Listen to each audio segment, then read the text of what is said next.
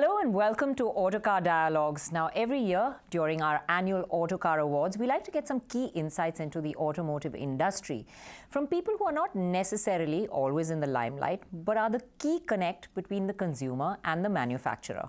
Now, these are the people on the ground. We're talking about dealers, and today we're here to talk about the dealer's role in sustainability. We have Mr. Samit Chaudhary from Trident Group, Mr. Awadh Podhar, the director of Premsons Group, Mr. Vigneshwar, the Managing Director of Anamalai's Group and the Secretary of FADA, Mr. Baljit Singh Bagga, Dealer Principal, Karnavati Group.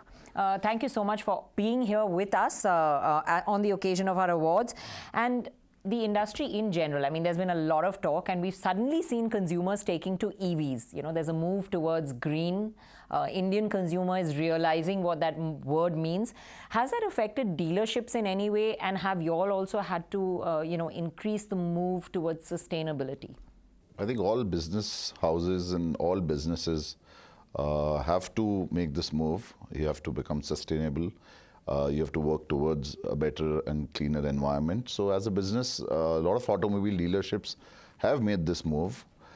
Solar panels and rainwater harvesting is all old school. It's still happened in almost all the dealerships. Plus there are new things that dealerships have done. For example, we moved to water-based paints instead of solvent-based paints, which none of the consumers know of, but it gives better finish and it's very, very eco-friendly. Yeah, when I talk about, I think, sustainability, it's not only in terms of how you go to the environment, but also I think with the pandemic and the challenges that the industry has faced, there must have been a lot of efficiencies that you had to bring into your processes. And, how has that changed? Have you really had to streamline processes? For sure. We're trying to cut down waste in all processes, Manpower did take a little bit of a beating because of that. But things like paper, you're carrying paper in your hand. We've tried to remove all the paper that we can. Paper is also not a very environmentally friendly thing to have. Talking of EVs, you started with EVs. I personally don't think EVs are good for this country. I think our country a lot of the power comes from fossil fuel, and we're just shifting the blame or the pollution from point A to point B. It's not that the pollution is going to get eliminated. Till we have more sustainable fuel in our country or more sustainable power, I don't think EVs are really going to help too much. Yeah, well, the source definitely has to get cleaner. But coming back to your dealerships and the sustainability over there, have you had to make a large number of changes? So what we did during the pandemic is something which we're going to stay with for our entire lives. And I think it was a blessing in disguise in a lot of ways, because we went back to the drawing board and then we saw that where are the processes in the entire company where we are losing a lot of money and where there's an opportunity to make a lot of money as well. I'll just give a small example of recovering used oil. We are able to recover up to 75% of the oil which we give to the consumer when the car comes in their engine, and able to sell it at about 30 to 35 rupees per litre. Each year now we are able to make about 28 lakhs rupees of additional revenue just by selling used oil, which was earlier probably getting down the drain, getting mixed with the water or going to the soil, which was a very inefficient way. It was harming the environment as well, and there was no money there for anyone. I mean, there was money on the table which we were just losing, and now that we're going to carry this on for our entire life. And to add on to Sir's point where he said saving paper, and making an invoice in an auto dealership requires 8 to 12 papers, right? From there are a lot of things which need to be printed. If each person stops doing that and asks a consumer if we can email that invoice to him or send it to the government via an email, we can save up to 3 crore A4 sheets per year. That is a bare minimum. Imagine the number of trees which we're going to save just by doing that, and also some money for the dealerships. Things like washing of cars. Now, we stopped washing cars in the year 2016. Wow. So it's 5 years plus that in Trident we don't wash the cars. And if you calculate the amount of water which has been saved in the process, it runs into thousands and thousands of liters.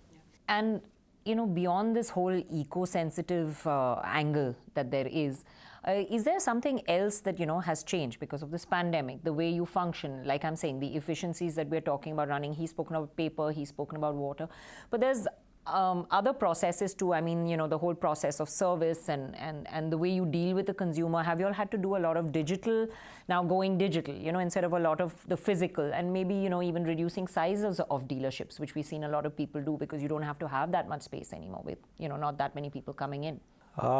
True that. Dealerships cannot be Taj Mahals anymore, and that's been well spoken about and it's been well recognized by the industry. It needs to be boutique, and this needs to be smaller, and these need to get closer to the customer. We can't expect to have a Taj Mahal and everyone gravitate towards that. Doesn't work anymore. It's a spoke and the hub which actually works right now. You can have a large mother dealership, but they can have smaller places all over where we go rural, where we go even in our urban areas, where we go to the smallest pockets. We can't afford to have large dealerships with huge overheads. Another thing also which happened was in terms of efficiencies. Trainings improved.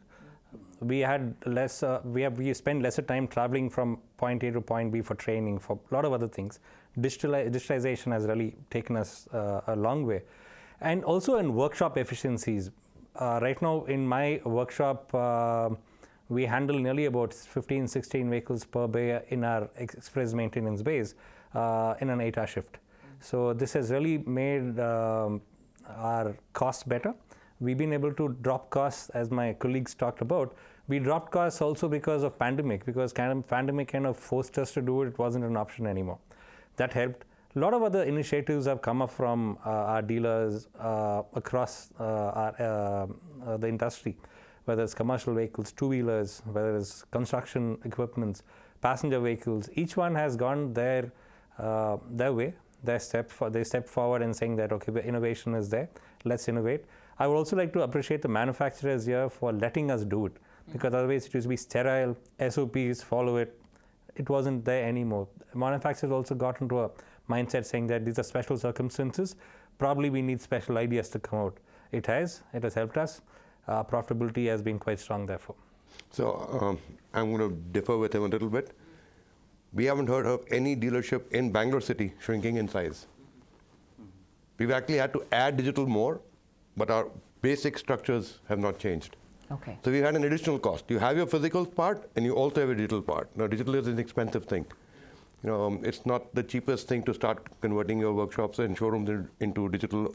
We're putting in cameras in our workshops so customers can see as the car is being serviced. We're putting cameras into the showroom that I can show you a car. You're sitting in the privacy of your home. But my showroom hasn't changed.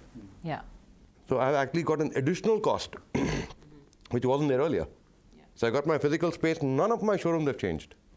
Okay. And we're doing multiple brands. Not a single brand has said, cut down your space. So this is obviously not something that is, equitable across the country, I think. This is, I think specific to certain areas, probably where there's more, Bangalore being a city. I guess you still want that, but when you go into the more tier 2, tier 3, it's acceptable to have a smaller... True that, yeah. Yeah, dealership. So what Vigneshwar was saying, I agree with that. What two major things that have happened is, one, we could test our efficiencies, because when the rule came of 50% manpower, we were doing the same number of volume in terms of sales and service with 50% of the people. So that doesn't mean you reduce the manpower, but it tested our efficiencies, and we could do double the work after the pandemic got over with the same amount of people we retained. So that was one thing. Second thing is, across, not only in auto industry, but across, people have learned the digital way in India. Now, video conferences, work from home, all this has taught us a lot, So what has happened is the entire customer journey has become digital. Earlier, there were physical brochures. There were quotations to be made, quotations to be handed over. All that has gone digital. Customers are well accepting it. They don't want physical brochures. They don't want visits. Now, sales consultants consult them on the screens live. So all that the pandemic has taught us, and these are efficient ways of working for the future. Correct. Cost efficiencies. I mean, to have a salesperson go to a consumer, come back, all those are costs. But do you think that the consumer is now happy and accepting this new normal? Is there something more that the consumer wants? Is the consumer ready for this whole new buying experience, which is going largely digital? I think it's still a mix. For me, in my mind, it's a mix between, to a certain stage, the consumer's ready to be digital, and then he still wants that physical experience. So is that the case? Is that what you've experienced as well? Yeah? You can't replace the test drive through a digital experience. You can't. You can't replace the smell of leather through a digital experience. You can't. Yeah. You can't tell him how the car accelerates or how it brakes. He has to get into the car to feel that. That's right. So you might have some processes becoming digital, but you can't digitize the entire experience. Yeah. So, where people are talking about these new sales models like, say, Ola, that has gone and gone completely eliminated the dealer. In my mind, I think the dealer is critical, because today I may even say buy something online, but I want that physical experience with a person Once I'm done and I need service and I need something addressed, then I need a physical connect. And do you think that that's... I think it's going to be phygital. It's going to be a combination of both the things. There are 26 touch points when a customer thinks of buying a car till the time he decides to buy the car. Currently, most of those points have already gone digital, but it's not going to completely go digital is what I feel. But it is very important that you are active and you try to be the first space where the customer thinks during that point. So I'll tell you the difference. Earlier, what used to happen is the customer used to walk into the showroom and first he used to meet the sales consultant. Now what happens is he meets the sales consultant after the 6th interaction or the 7th interaction. So, he calls up the dealership or he inquires online. The sales consultant connects him through his phone and then sends him a brochure, maybe sends him the code, sends him videos of the vehicle, and then when he's ready to buy, that is when he walks into the dealership or he calls the sales consultant home. So that process has become quite easy for the dealerships also, because it is very tiresome for every customer to go to their home, show the car. So now you can segregate leads between hot, warm, and cold, which we used to do earlier, and now it's become quite efficient for us. If I can just chip in here, there used to be a time where the customer wasn't as well informed. Correct. But the digital processes and the information available has actually made the job of the salesman much more easier.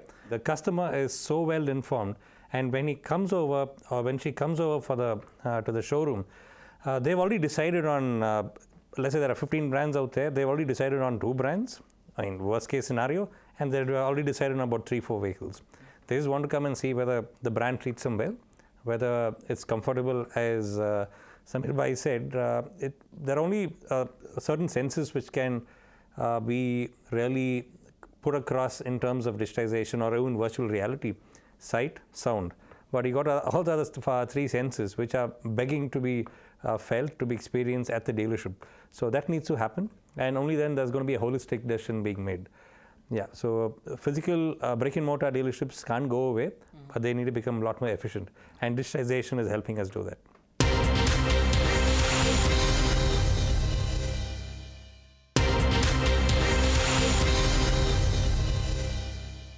The process for the salesperson must have become easier, because I know that, when you walk in a showroom, it was at one point very vital for him to have all the answers ready. But just now, because it's a consistent interaction and it's online, is it easier for the salesperson also, like so many details about the car that may have got missed in the first physical interaction? Is it now easier for the salesperson also to have a, very more educated dialogue with the consumer? I think the dialogue is changing. The customer comes in adequately armed with information about the product. I think what he's looking for now is a feel-good factor, to someone to reinforce his choice, someone to look after him, someone to make him feel happy about what he's doing. And that's the role of the sales consultant. It's shifting from just providing information about the car. Yeah. So as I see it, basically all processes have become efficient, all processes have had to be streamlined, and this pandemic, and I think the shortages in the industry as well, have forced people to become overall more sustainable in a different way. But what have been the challenges to this along the way? I mean, obviously it must not have been an easy transition. Like I think Mr. Chaudhary mentioned that it's not cheap to go digital, so there have been challenges as well. What are the challenges that you faced? One is training our own consultants to do it properly on the digital way. If you're doing, say, a Zoom call with a customer, you need to be clear about where you are sitting, how you're sitting, how you're tired, what you're wearing, what's happening in the background. Sometimes you have a dog jumping in the back because you're sitting in your house. Sometimes your daughter comes saying, I need help with the homework. So you've got to be a little sensitive to where you are and how you're doing this. Yeah. But what we are doing in our service centers has really helped. When a customer can see his car being serviced and he's seeing everything happen, the confidence level is very, very high. And we find that when he comes to settle his bill, he had lesser questions about the bill because he's seen the work happening here. So that way it has really helped. You spoke about, reducing, the consumption and wastage of oil as well.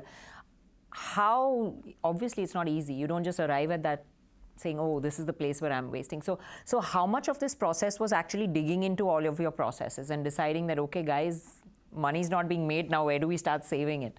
I think a lot of times what we do is that we think that we know most of the things, but what we should do is sit down with our team and ask them the right questions and ask them to come up with the ideas. We'll be surprised with the things which they know, because they're on the ground most of the times. They know exactly where what is going on and where there are less efficiencies which we can improve. So that's what we did, and I think 90% of the ideas came out from our team, and we did good. Yeah.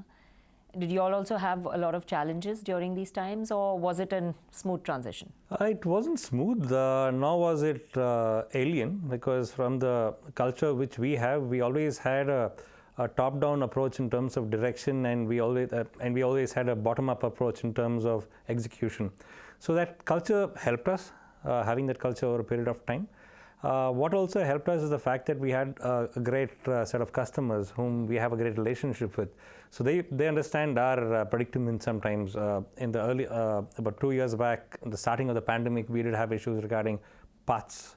We never used to get parts because a lot of it used to be imported. So there were supply disruptions, and that really was an issue.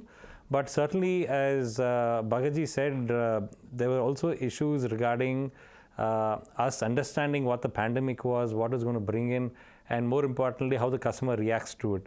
So for us, we also were able to, bring in Kaizen ideas. We were able to improve it, and more importantly, we also had teams who themselves knew their efficiencies need to go up in order for a dealership to sustain operations. So that really helped us. The team having ownership is very important. And the team having loyal customer base is even more, given the competition available today. Did you also have to innovate and do different things? I mean, like the wonderful Indian jugaad that we normally do, because like you're saying, parts were a shortage. Things were not coming in so easily. So consumer still wants his car back. So was there innovation? Was there change? Did things change in that manner around the workshop? Regarding our appointments, the appointment rates were probably around 45–50%. That went up significantly higher because there were customers who took pre-appointment, and we would give appointments to customers when we have the parts. We wouldn't want the customer to come and leave the car with us unless there was a safety issue. So that helped us, and that went in a long way to make sure that there was a smoother transition during the pandemic period. I think depending on the manufacturer, I know in case of Hyundai or in case of Bharat, we had really no major part shortages. Yes, there were some shortages, but not major. Okay. So, but this also then helps you streamline the process, right? I mean, normally, like a lot of customers pre-pandemic, I'm talking about, used to complain about, my car's in the workshop. It's been there such a long time. Part is not coming. But obviously, this has taught us differently that they're not coming. We know that they're definitely not coming. So how do we limit this time? So has that become easier, and have you been able to now, make consumers understand, and how have you streamlined that process? So when you come to after-sales service, the consumers now have been habituated to book an appointment, or they get a call from the dealership. The system, it's been the biggest difficulty here has been adaptation of the technology, and then downloading it to the team and then to the customer. But things in the last 2 years have become so efficient that now if the customer knows his slot of service right from the beginning, if you see 3 years back, hardly any of us used digital payments. We used credit cards, but we never used UPI. Yeah. So in the last 2 years, because of the paperless transactions, entire country is using UPI, and entire country is using paperless money. And that has helped us a lot. A lot of cash management has gone away from the dealerships. 70% of our consumers used to pay cash for service. Now 100% pay digital. Digital, yeah. And we don't accept cash anymore. So a lot of things have changed. The adaptation was very difficult, but the things are very smooth now. Yeah, so it was just a small transition period that you faced the challenges, but now it's become an easier process. Now I'm going to let the Mr. Controversial take over and talk about EVs, because that's where we were, sustainability is all about EVs. It's about the future, where we're going. There's been a lot of talk about EV. There's also been a lot of talk about ethanol. Policies keep changing. I think direction is not sure. And that's not good for the consumer, is it? Because consumer doesn't know what's really coming next. I think firstly we need to be clear about the EV itself. Are electric vehicles good for a country like India? Unless that question is answered, if you see the entire carbon cycle from the time you start to the time you end, have you saved anything? Yeah. If you have not saved any carbon, then what was the purpose? I don't think anyone studied that. It's very simple to say, okay, India, we go EV by 2030, 50% should be EV. But how about the actual saving on carbon? I don't see any manufacturer saying it or any minister saying it. It's all the other side as well, the battery disposal. Exactly. That also has to be thought about. There's a lot of things to be, sustainability is not just the transitioning technology, it's the whole process around it. And I think in a country like ours, I've always wondered why we don't have more solar power, because we've got abundant sunlight everywhere, and I think that should be something we should be tapping into to really. So one of the things we did recently was switch one of our outlets to solar, and electricity is a state subject. Yeah. Now, there was in Karnataka earlier, you got a certain credit for everything you generated. Then the government decided we have excess power, so we can't give you so much. So they started cutting down the cost that they were giving you as a credit. So today it really doesn't make so much sense to go solar because India has got enough power. It may be coming from thermal, yes, but we are a power sufficient nation right now. So why would you shut the thermal plant? So that doesn't really reflect, right? Because if we are talking about EVs, what is consumers' major challenge? Half of them say, but we don't have full-time electricity in our cities. Where is the EV going to run? So are we really ready is what I'm asking, because I know, for example, just outside Mumbai, for example, area of Bhiwandi, which is a large industrial manufacturing area, does not have 24-hour electricity even today. Yeah. And I'm talking just outside one of our major industrial cities. And I can imagine going further and further into rural India, this must be a bigger problem.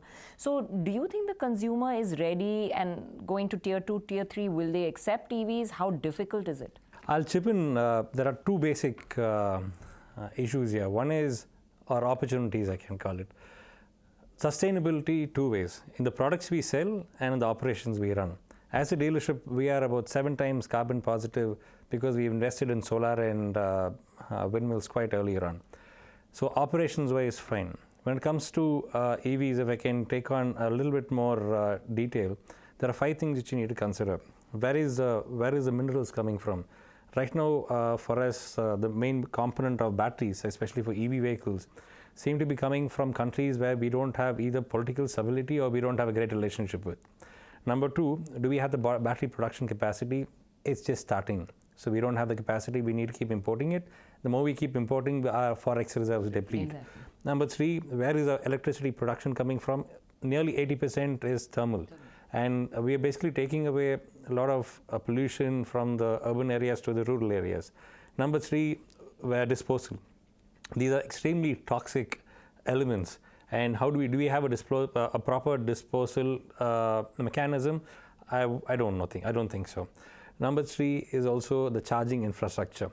Most of our cars, especially in large cities, are parked outside. They don't have covered parking. So we can't keep having cables running across streets onto the pavement from houses.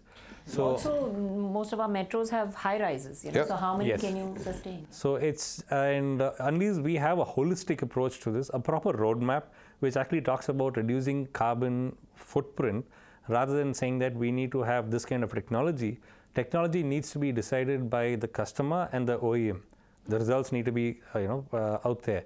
CAFE norms are great norms to go by, but pointing out, saying that this or that would be the best way to get there, the policymakers may not probably have the depth in understanding as an OEM would.